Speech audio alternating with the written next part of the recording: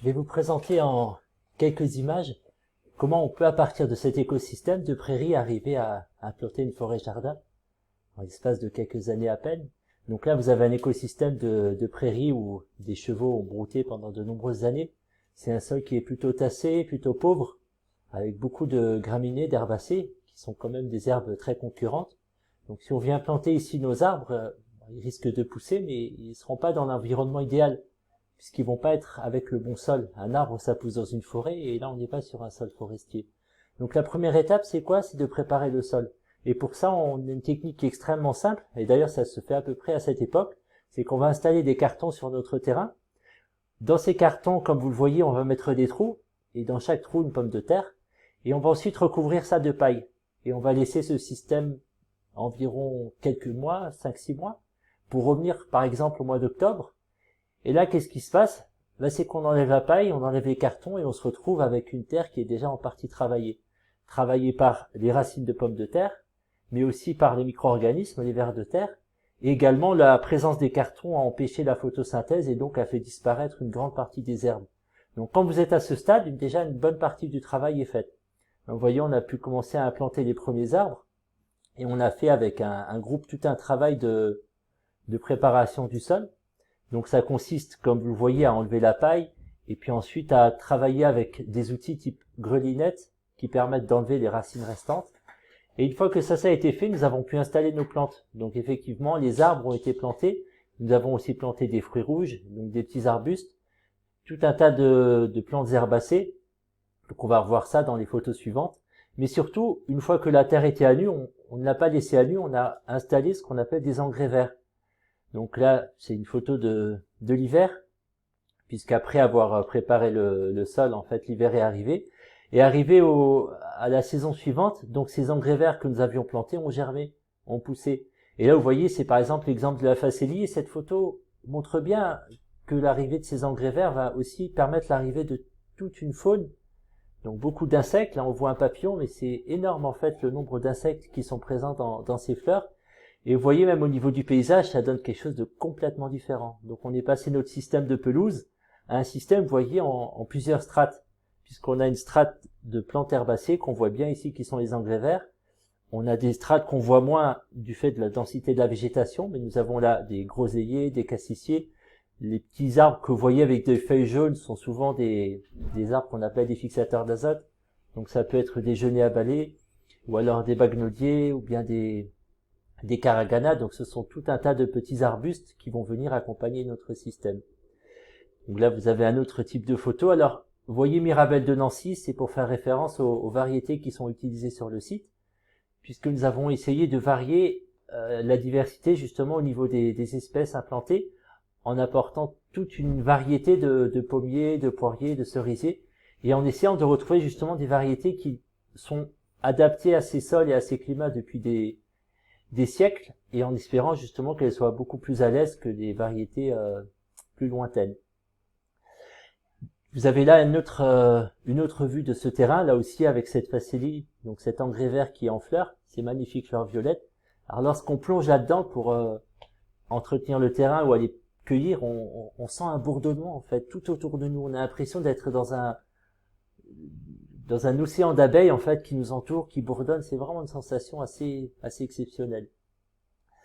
Une vue un petit peu plus générale, on voit donc des chemins qui ont été tracés.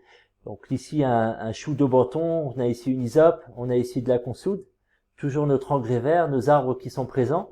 Alors, des choses qu'on voit moins ici, on a un petit arbuste qu'on appelle un baie de mai.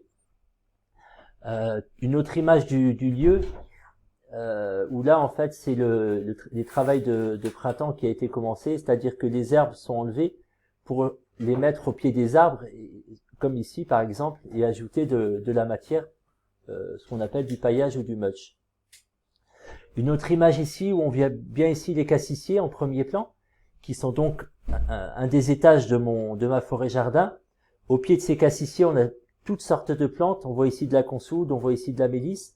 On va avoir là un arbre qu'on appelle le bagnolier. C'est un petit arbuste qui va atteindre 2 à 3 mètres de hauteur. Et puis là, notre arbre fruitier qui fait déjà 4 mètres de hauteur et qui va venir prendre la majorité du soleil. Et là, c'est la même photo sous un autre angle. Mais imaginez donc qu'on est parti de cet écosystème de prairies que vous avez vu au début de l'intervention, et nous voilà en fait sur un système qui commence à ressembler à une forêt, où toute la végétation est en train d'émerger, de pousser, de prendre de la place, et cet écosystème va petit à petit s'installer, avec cet arbre qui restera toujours le plus grand, mais d'autres arbres qui vont commencer à le rattraper, et toujours sous ces arbres, en fait, des étages de buissons qui vont nous fournir des fruits rouges, ou alors des plantes herbacées qui pourront nous donner des plantes médicinales ou des plantes aromatiques pour les tisanes ou encore des plantes comestibles. Alors là, sur cette photo, bon, c'est vrai que c'est difficile à voir, moi je le sais parce que je suis sur place, mais on a ici des baies de goji, on a des cassis, on a des groseilles, toujours ces engrais verts qui poussent. On a ici de la sauge, une plante médicinale. Et là, devant la consoude, une plante assez importante dans nos jardins. On l'utilise pour deux raisons. En fait, la première, c'est qu'elle a d'énormes racines qui vont venir puiser en profondeur les minéraux, les remonter dans ses feuilles, et on utilise ensuite ces feuilles pour nourrir les plantes en phosphate, en phosphore et en d'autres minéraux. Mais c'est aussi une plante dont on utilise la racine pour faire un baume. Et avec ce baume, en fait, c'est un baume cicatrisant qui est extrêmement efficace sur les blessures. Voilà encore une photo où on revoit ici notre bagnodier.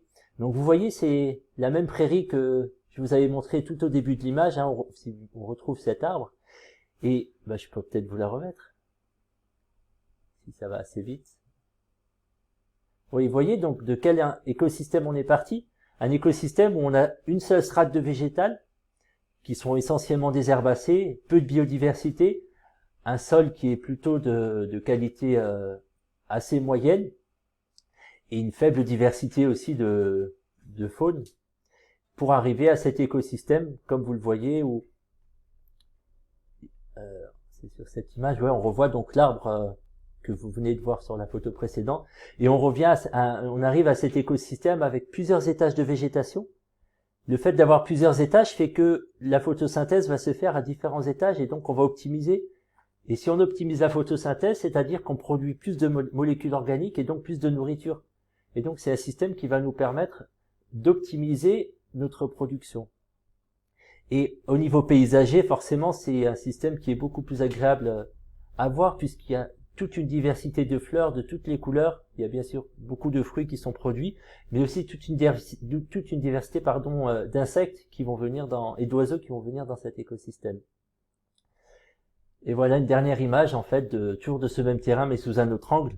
On a ici un genêt à balai, une magnifique plante en fait qui est actuellement en floraison et qui va donner ces magnifiques couleurs jaunes, nos engrais verts et puis toujours notre biodiversité ici de plantes qui va amener cette beauté et cette abondance dans le paysage. Donc c'était cette petite présentation qu'on souhaitait vous partager ce matin. Bien sûr, pour se faire une idée plus réaliste, il est préférable de venir sur place. Alors vous êtes les bienvenus pour venir visiter ce projet. Pour l'instant, c'est fermé au public forcément, mais nous espérons pouvoir ouvrir en été et vous accueillir de manière très large en fait, à pouvoir accueillir le plus de personnes possible et pouvoir vous présenter ce projet en direct. Merci pour votre attention et à peut-être une prochaine fois pour une prochaine vidéo.